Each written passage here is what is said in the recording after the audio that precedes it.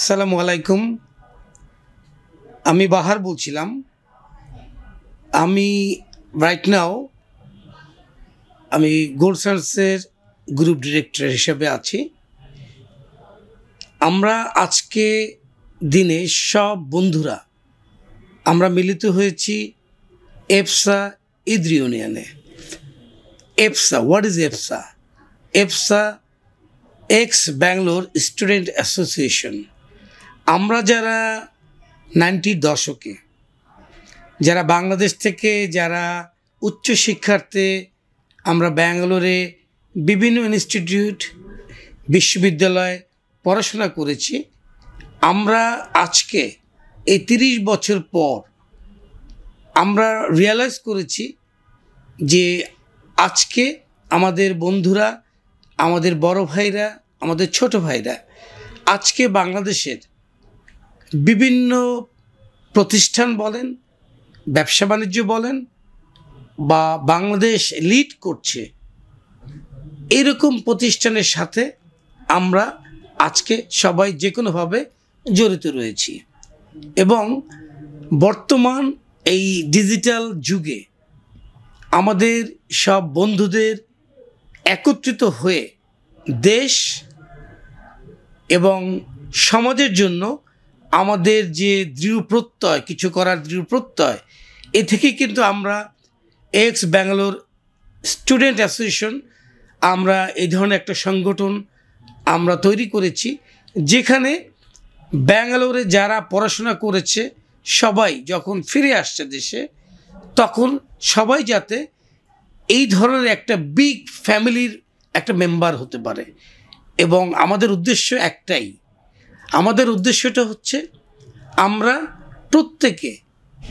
প্রত্যেকের পাশে থাকব। দেশের যে কোনো সিচুয়েশনে আমরা দেশের বিভিন্ন জিনিসে আমরা অবদান রাখব।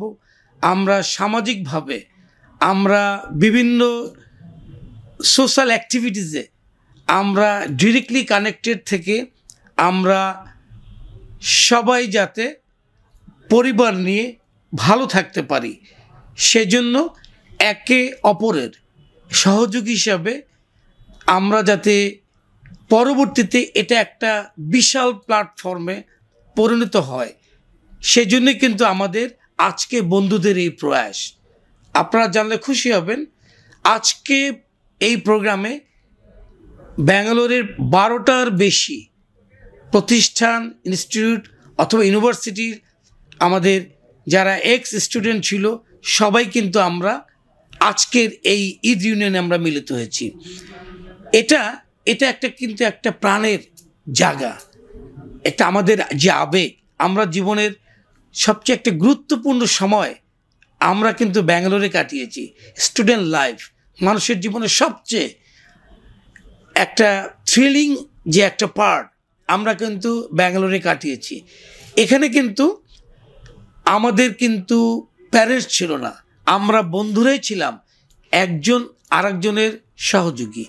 বিপদে আপদে আমরা কিন্তু একজন আরেকজনের পাশে দাঁড়িয়েছিলাম। এই যে বন্ধন, এই বন্ধনটা কিন্তু হঠাৎ করে কিন্তু ছিন্ন হওয়ার না। হয়তোবা আমাদের প্রফেশনাল বিভিন্ন কারণে অনেক দিন ধরে অনেকে দেখা নেই, কিন্তু এই ধরনের প্রোগ্রাম বা এই ধরনের অ্যাসোসিয়েশনের মাধ্যমে কিন্তু আমরা এই ধরনের সোশ্যাল অ্যাক্টিভিটিসগুলি আমরা নিয়মিতই করছি। সামনে আমাদের আরও বড় আকারের আমাদের যে পরিকল্পনা, তারই কিন্তু আজকের একটা প্রয়াস। আমাদের বন্ধুরা আজকে বিদেশের অনেক বড় বড় প্রতিষ্ঠানে আজকে কর্মরত। আমরা দেশের টাকা, আমরা এই দেশের সন্তান, আমরা বিদেশে পড়াশোনা করে আমরা কিন্তু দেশে ফিরে এসে আমরা কিন্তু পুরোপুরি দেশের ডেভেলপমেন্টে আমরা আত্মনিয়োগ করেছি।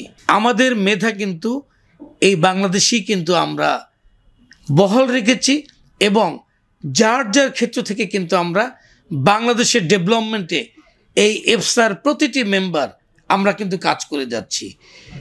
এবং এখানে সবচেয়ে যেটা চমৎকার একটা পার্ট হলো, সে পার্টগুলি হচ্ছে আমরা আজকে কিন্তু সময়ের সাথে সাথে কিন্তু একজন কিন্তু আমরা আজকে জীবনের একদম মেইন যে একটা মুহূর্ত, সবাই কিন্তু 50 ± এরকম একটা অবস্থানের ভিতরে আমরা আজকে দাঁড়িয়ে।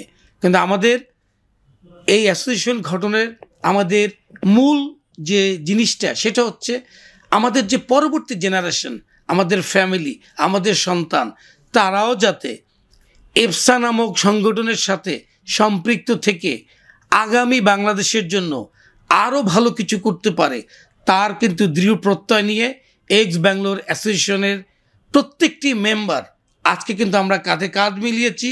আমরা কিন্তু দেশের জন্য, নিজেদের জন্য, পিছিয়ে পড়া বন্ধুদের জন্য কিন্তু আমরা সবাই একযোগে কাজ করব।